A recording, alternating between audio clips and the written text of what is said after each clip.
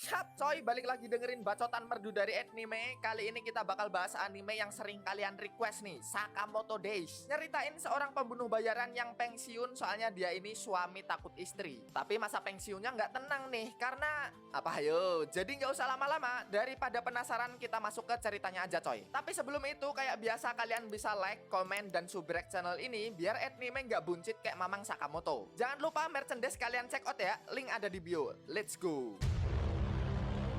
Pertama-tama kita bakal diliatin sama mas-mas pembunuh bayaran yang lagi solo squad ke markas musuh.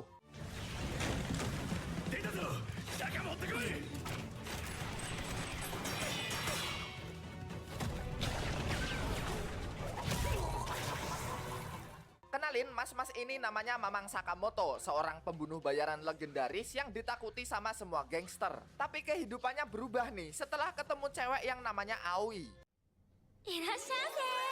Cantik banget bejir. Dan akhirnya Sakamoto pensiun, nikah, terus wow, langsing sekali. Sekarang Mamang Sakamoto ini ngurusin toko bareng istrinya. Dan dia juga punya anak namanya Hana. Terus di toko ini lagi ada bocil kebanyakan gula, sebut aja Tono. Nah, gegara petakilan, si Tono bikin celana preman kampung yang masuk toko ini kecipratan tinta. Jelas ngamuk dong preman ini sampai hampir mukul Tono.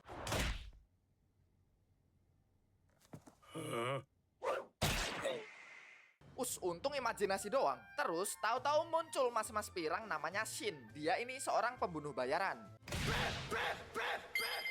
Woi, imajinasi lu serem bejir. Jadi Shin ini dulu anak buahnya Sakamoto. Dia tuh punya kekuatan bisa ngebaca pikiran. Shin datang ke sini karena dia pengen Sakamoto balik ke organisasi pembunuh bayaran. Cuma ya masanya udah beda coy. Hidup Mamang Sakamoto sekarang lebih chill sambil enak.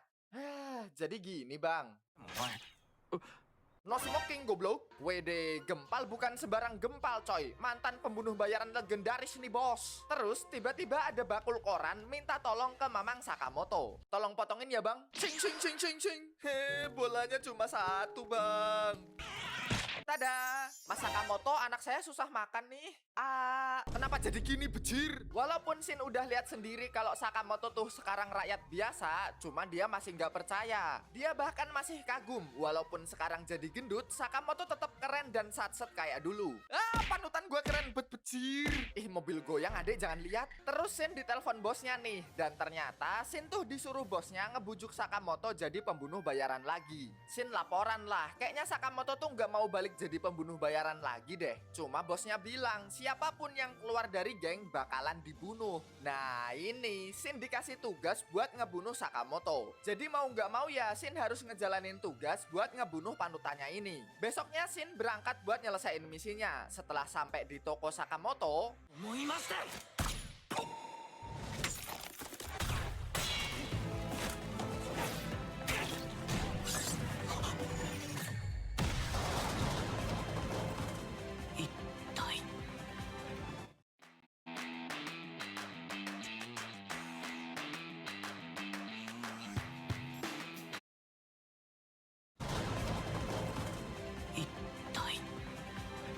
Mama, dia udah bangun.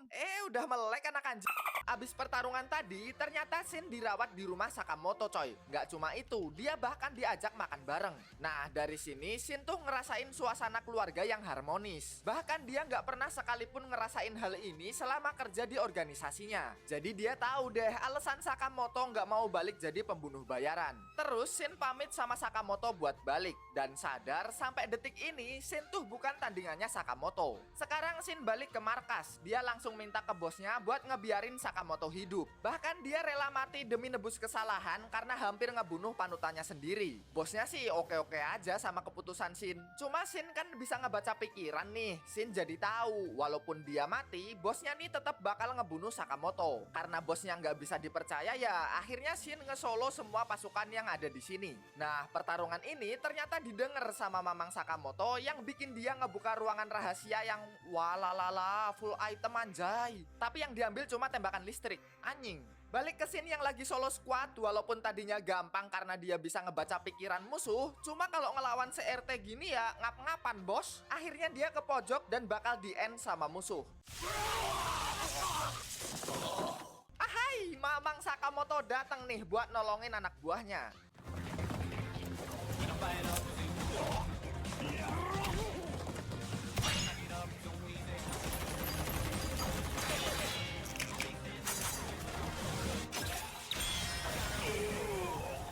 Abis ditolongin, Shin jadi penasaran dong, kok bisa Sakamoto tahu dia ada di sini. Ternyata pistol Shin tadinya sempat dipasangin penyadap sama Sakamoto. Cuma ya udahlah, urusan dah kelar, Shin mau cabut. Nih, upah UMR jadi kasir, kerja 25 jam sehari, bisa edit video, bisa edit foto, bisa masak tumpeng, makan seminggu sekali. Oke? Tring! Shin jadi kasir deh. Terus ketemu sama Aoi dan juga Hana yang tahu-tahu udah akrab baik nih anjay. Wah gila, semalam keren banget lu Mang. Pasti mereka kebunuh tuh. Bunuh?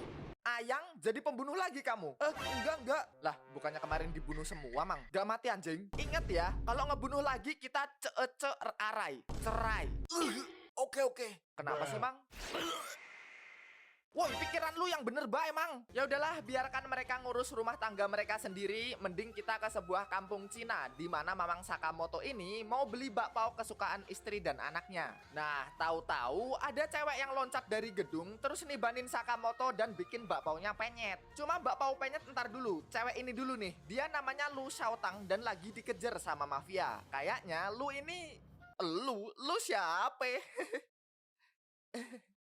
Enggak.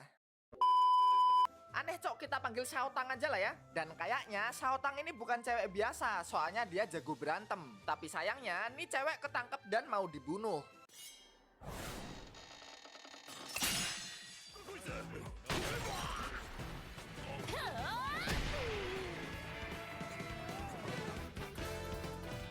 Bukannya kelar, urusan malah makin ribet karena mafia lain datang dan ngejar Sakamoto karena dikira temenan sama Xiaotang. Terus para mafia tadi ngelapor ke bos mereka yang namanya Wang, pemimpin dari PT Dan. Anak buahnya bilang kalau Xiaotang kabur sama 2 orang nggak dikenal. Marah-marah nih bosnya karena mereka gagal nangkep Xiaotang. Woi, kalem cok. Kita dikenalin nih sama 2 pembunuh bayaran namanya Sonhi dan Baco. Mereka berdua langsung disuruh sama Wang buat ngeburu Xiaotang dan ngambil sebuah kunci. Yang mana katanya kunci ini tuh bisa ngebuat Wang nguasain pasar gelap. Pindah ke Xiaotang, dia cerita kalau dia ini dari klan mafia Lu. Ini tuh salah satu klan mafia yang terkenal. Nah, klan Lu ini dibantai sama Wang demi dapetin kunci yang dibawa sama Xiaotang. Tadinya kunci ini dipegang sama orang tua Xiaotang. Cuma orang tuanya Xiaotang ngorbanin diri biar Xiaotang bisa kabur dan ngelindungi kuncinya. Terus Xiaotang mau cabut nih. Lagian ini bukan urusan Sakamoto sama Shin juga. Cuma Mamang Sakamoto tanya, Xiaotang bisa bikin bakpao nggak? Karena Xiaotang pernah diajarin bapaknya, sepele lah bakpao doang mah. Gara-gara ini, Mamang Sakamoto malah punya rencana buat nyelamatin Xiaotang biar bisa dibikinin bakpao. Agak lain cok, gembul satu ini. Woi, kasih tahu dulu kalau mau gelut bejir. Tiba-tiba datang nih Sonhi dan Baco, 2 pembunuh bayaran psikopat yang katanya nggak pernah gagal dalam misi ngebunuh orang. Marah dek temen lu mati. Mimpi lu kejauhan. Yang bener.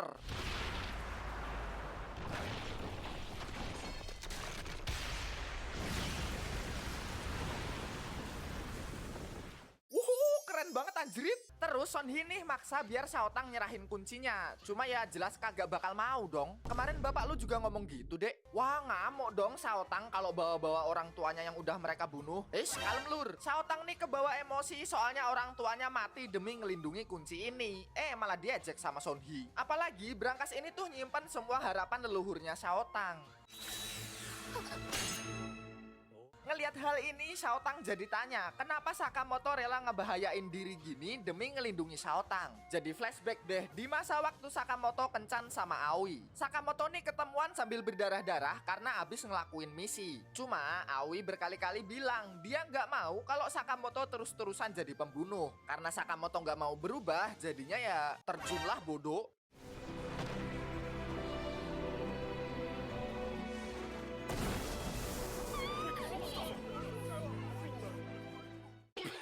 ternyata tinggi bejir. Abis itu Aoi bilang, tuh kalau dia mati Sakamoto pasti sedih kan? Nah orang lain juga sama. Terus Aoi ngasih peraturan ke Sakamoto buat jangan ngebunuh orang lagi. Dan buat nebus nyawa orang yang udah dia bunuh, Sakamoto sekarang harus hidup buat nyelamatin orang lain. Tersentuh gua bejir. Dan akhirnya tarung deh Mamang Sakamoto sambil ngasih aturan tadi ke Shin, yaitu jangan ngebunuh.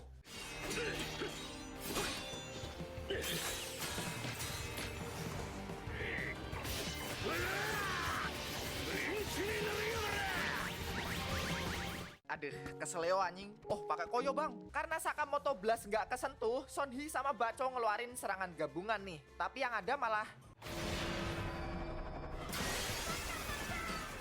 gokil, modal wajan musuh menjadi mujan, anjay. Karena Sakamoto nggak bisa dikalahin, Sonhi mutusin mending nyerang Shaotang aja nih. Mau ngapain lu?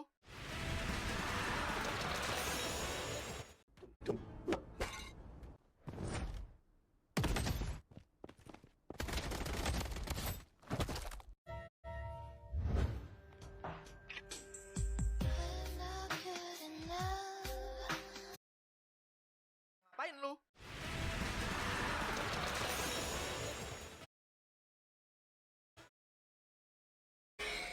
Setelah Horiguchi dikalahin, para peneliti nyabut suntikan di tubuh Shin dan juga Sakamoto. Para peneliti juga minta maaf nih, karena dulu pernah risih sama kekuatannya Shin. Tapi ya udahlah, nggak apa-apa. Lagian sampai sekarang Shin seneng kok punya kekuatan ini. Abis itu Shin sama Sakamoto mau lanjut ke tempat Shaotang di penjara. Shin juga kagum nih sama kekuatan Sakamoto. Ya iyalah, anggota order nih bos. Katanya satu orang order tuh bisa ngalahin 10 orang kayak Shin dalam waktu 6 detik doang. Terus waktu ngobrol-ngobrol, Sakamoto nggak sengaja nginjek jebakan yang bikin dia kecemplung ke lantai bawah. Pindah ke tempat lain, kita diliatin sama Kashima dan dua anak buahnya, yaitu Onigahara dan Takamido. Ternyata mereka ketemu sama dua anggota order yang datang ke sini, yaitu Shishiba dan Osaragi. Sama kayak Nagumo, mereka tuh mau menyelidiki tentang Slur. Selain karena Slur, order datang ke sini juga karena tahu Kashima tuh memproduksi senjata ilegal. Bos, boleh dibunuh nggak ini bos? Maaf bang, kepencet skill 2. Ngelihat pala anak buahnya Prutol, Kashima tahu-tahu sedih nganggep Shishiba dan Osaragi tuh pembunuh keji. Lah kan lu sendiri juga ngebunuh orang bejir. Cuma kata Kashima, dia tuh beda asalkan dia di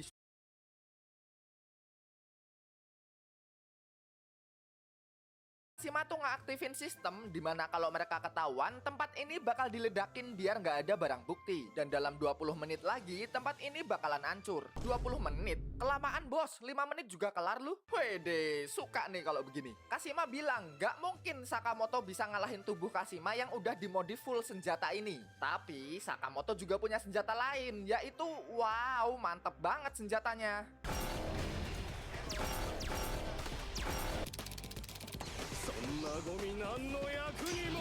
Terus di tempat pertarungan ini bakal ada kereta lewat. Kashima langsung ikat, terus nyeret Sakamoto yang bikin Mamang Gembul jadi surfing, anjay.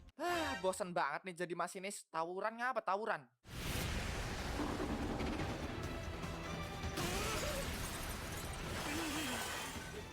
Dari pertarungan ini, Kashima jadi tahu kenapa beliau tertarik sama Mamang Sakamoto. Dan gak heran juga kalau Sakamoto ini punya julukan pembunuh bayaran legendaris. Flashback dulu waktu Kashima dikata-katain masyarakat gegara ngebunuh orang yang nyiksa kucing liar. Niatnya baik sih, tapi salah. Terus tahu-tahu dateng nih si beliau dan ngebunuh semua orang yang ngata-ngatain Kashima. Kamu baik kok ganteng. Nah, Kashima jadi kesemsem nih, terus mengabdi buat orang ini. Balik ke kereta kematian. Halo anak muda, minggir lu ada mbah-mbah. Silahkan mbah. Nah, berduaan gini kan enak.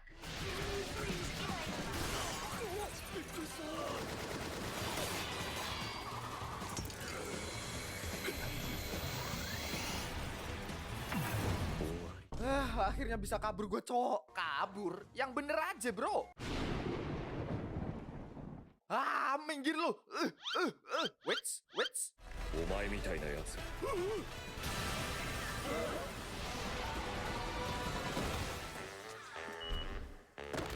nitip sampah ya bang. Yuk aman. Sekarang ke Saotang yang lagi kabur dan bingung kok tiba-tiba tempat ini mulai ambruk. Terus dia diselamatin sama Shin waktu hampir ketiban bangunan.